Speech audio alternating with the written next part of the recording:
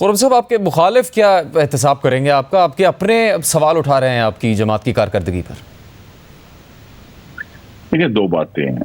ایک تو یہ ہے کہ جو نیب کا ایشو ہے وہ اگر اللہ تعالیٰ نے اور پاکستان کے عوام نے مسلم لیگ نون کو وہ اکثریت دی پارلیمان میں تو انشاءاللہ ہم اس پر عمل درآمد کریں گے. اور جو انہوں نے کہا کہ کیا کام کیا، ہم نے نیب کی اصلاحات کی اور نیب میں کے قانون میں جو پاکستانیوں کے بنیادی حقوق سے متصادم شکیں تھیں ان کو ختم کیا. اگر عدالت نے اس کو بحال کر دیا آخری دن میں آ کر تو اس کا یہ مطلب نہیں کہ ہم نے اپنا کام نہیں کیا، اور ہم نے اپنے کام کیے ہیں. تو سوال یہی ہے کہ ان کی جو رائے ہے وہ مقدم ہے، وہ پارٹی کے سینئر رہنما ہیں، لیکن ان کو یہ بات بتانی چاہیے تھی اس ٹیلی ویژن پروگرام میں کہ کراچی شہر اگر آج پرامن ہے تو اس کا کریڈٹ مسلم لیگ نون کو جاتا ہے. آپ یہ نہیں کہہ سکتے کہ جی آج چونکہ مہنگائی ہے تو آپ بھول جائیں کہ کراچی میں 2008 سے 13 کے درمیان 10,000 سے زائد شہریوں کی ہلاکت ہوئی تھی. آپ بھول جائیں کہ جی 80,000 لوگوں کی دہشت گردی بھی ہوئی تھی پاکستان میں، اور جس کے خلاف مسلم لیگ نون نے افواج پاکستان سے مل کر ایک دہشت گردی کے خلاف وہ تو ان 16 مہینوں کی بات کر رہے ہیں جس میں پی ڈی ایم کو اقتدار ملا. ہم یہ شہباز شریف وزیر اعظم بھول جائیں کہ اس ملک میں 18 گھنٹے کی لوڈ شیڈنگ تھی اور نواز شریف نے اس کو درست کیا تھا. ہم کیسے بھول سکتے ہیں؟ آپ یہ ضرور کہیں کہ آج کی مشکلات بڑی گمبھیر ہیں جس کا ہمیں سامنا ہے، لیکن ہمیں یہ نہیں بھولنا کہ ہم کہاں سے آئے ہیں اور ہم ایک بہت مشکل صورتحال سے نکلے ہیں. تو لہٰذا اگر آج بھی ہم یہ کہتے ہیں کہ ملک میں دہشت گردی بڑھ رہی ہے تو پھر یہ بات یاد کرانی پڑے گی نا کہ عمران خان اور عارف علوی صاحب نے، صدر پاکستان نے، جب 2021 میں طالبان کو عام معافی کی آفر کی تھی اور ان کو دوبارہ پاکستان لا کر بسایا تھا، یہ اس کے مضمرات ہیں. اب آج یہ کہ نہیں جی نہیں اس کو ہم نے یاد نہیں کرنا، لیکن 16 مہینے میں چونکہ دہشت گردی ہوئی ہے لہٰذا آپ اس کے ذمہ دار ہیں. تو لہٰذا یہ سارے ایشوز جو ہیں ہم نے جو کیمپین کرنی ہے، میاں نواز شریف جس کی قیادت کریں گے، وہ مستقبل کے لیے کیمپین کرنی ہے کہ جناب ٹھیک ہے آج کی مشکلات ہیں، ہمارے سامنے چیلنجز ہیں، مستقبل کی کیمپین پہ آ جاتے ہیں اور یہ وہ ٹیم ہے جو اس کو آگے لے کر آئے گی. کوئی ماننے کے لیے تیار نہیں کہ 16 مہینے میں مسلم لیگ نون عمران خان کے دور اقتدار کی مشکلات پاکستان پہ اس کو کم کر سکی، کسی طرح نہ کم کر سکی اور نہ ہی وہاں پر برقرار رکھ سکی، بڑھانے میں ہی کردار ادا کیا. یہ تو دوسرے سب لوگ بھی کہہ رہے ہیں، شاہد خاقان عباسی کا بیان بھی. آپ کہہ رہے ہیں مستقبل کی امید. دیکھیے آپ مستقبل کی امید کی بات کر رہے ہیں، اس پہ احتساب کا بیانیہ ہے.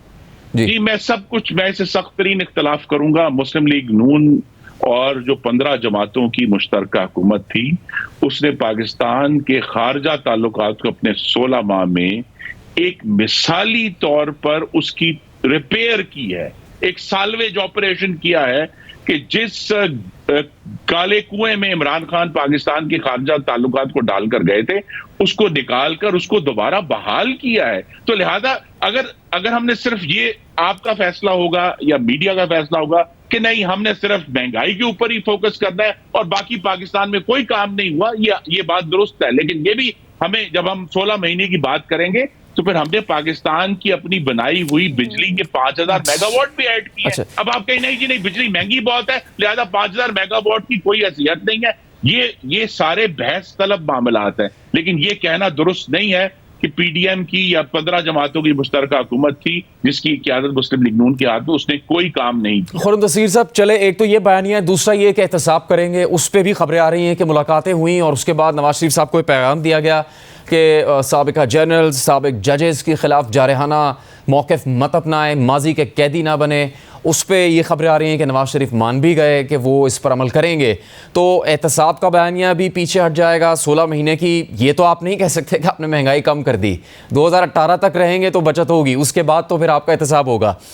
آپ کو بھی اچھے سے یاد ہے کہ آج سے 15 برس پہلے بھی ملاقاتیں ہوئی تھی گوجرانوالہ میں کچھ فیصلہ کن، اور جس طرح کے حالات تھے اس وقت لائرز موومنٹ پہ تو کچھ فیصلہ کن کالز بھی ریسیو کی گئی تھی. اب بھی خبر ہے کہ گوجرانوالہ میں ایک ملاقات ہوئی شہباز شریف صاحب کی اور اس کے بعد وہ پیغام لے کر لندن گئے. کیا ملاقاتیں ہو رہی ہیں؟ آپ گوجرانوالہ کی سیاست کے بڑے نمائندے ہیں، کس سے ملاقاتیں ہو رہی ہیں؟ کس طرح سے یہ معاملہ طے کرنے کی کوشش کر رہی ہے مسلم لیگ نون؟ جی 15 سال پہلے کیا تو میں چونکہ عینی شاہد ہوں الحمدللہ، گوجرانوالہ تک وہ جب کارواں پہنچا تھا میاں نواز شریف کا تو پاکستان کی عدلیہ جو قید تھی وہ آزاد ہو گئی تھی اور ان کو دوبارہ بحال کر دیا گیا تھا. لیکن اس دفعہ جو بھی ایکٹیویٹی ہوئی ہے اس سے میں بالکل آگاہ نہیں ہوں. جب ابھی صدر پارٹی تشریف لاتے ہیں، شہباز صاحب واپس آئیں گے تو وہی ہمیں بتائیں گے، لیکن میں I can neither confirm Noor deny کہ ایسا کوئی واقعہ ہوا ہے.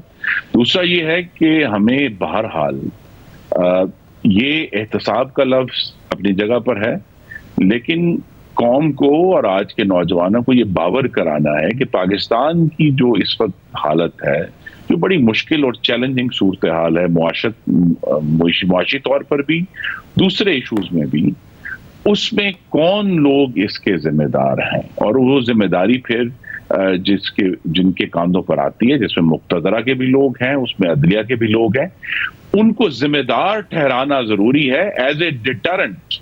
کہ جو ہم نے 76 سال پاکستان کی مشکلات سہ لی، لیکن اگر ہم اپنے ملک کو آگے لے کر جانا چاہتے ہیں تو آئین پاکستان کی ابتدائیہ میں جو وعدہ کیا ہوا ہے کہ اللہ تعالیٰ کے بعد اقتدار اعلیٰ ملک کے منتخب نمائندوں کے ہاتھ میں ہوگا، وہ وعدہ ہمیں بالآخر پورا کرنا ہے. تو خرم صاحب، حکمت عملی کیا ہوگی مسلم لیگ نون کی؟ مزاحمتی بیانیے کو لے کر آگے چلنا چاہتی ہے مسلم لیگ نون، یا پھر اس کے برعکس کچھ سوچ رہی ہے؟ جی، میں آپ سے یہی درخواست کروں گا کہ جو بیانیے کی حتمی صورت ہے وہ انشاءاللہ میاں نواز شریف 21 اکتوبر کو مینار پاکستان میں اس کا اعلان کریں گے. اگر جیل نہ گئے تو یہ تو عدالتی معاملات ہیں، وہ بھی ہم انشاءاللہ عدالت کے سامنے پیش ہونے کی میاں نواز شریف کی ایک بڑی طویل تاریخ ہے. وہ 250 دفعہ نیب عدالت کے سامنے پیش ہو چکے ہیں. وہ ان کو ملک سے باہر تھے جب ان کو سزا دی گئی، وہ واپس آئے اور انہوں نے وہ جیل جانے کے لیے واپس آئے. تو لہٰذا عدالتوں کے سامنے پیش ہونا، عدالتوں کے فیصلوں کو تسلیم کرنے کی بھی سب سے درخشندہ روایت محمد نواز شریف کی ہے.